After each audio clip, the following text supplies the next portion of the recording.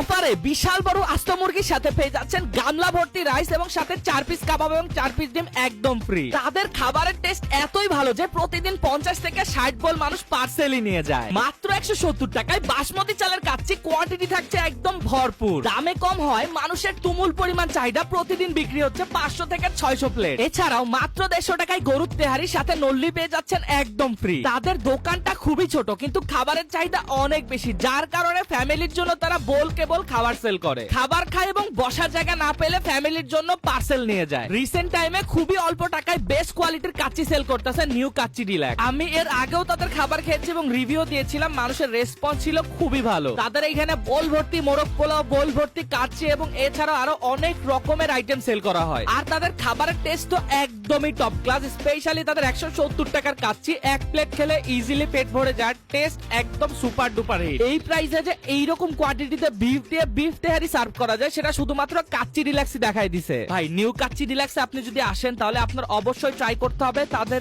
এই মাটন কাচ্চি এবং তাদের এই বিফ বিরিয়ানিটা। এই দুইটা আইটেমই আমার কাছে সব থেকে বেশি ভালো লাগে। পাশাপাশি তাদের বোরহানি, ফিরনি এবং বাদাম শরবত তো অসাধারণ ছিল খেতে। আর এই নিউ কাচ্চি ডিলাক্সের এক্সাক্ট লোকেশন হচ্ছে মোহাম্মদপুর রায়ের বাজার, বৈশাখী রোডে।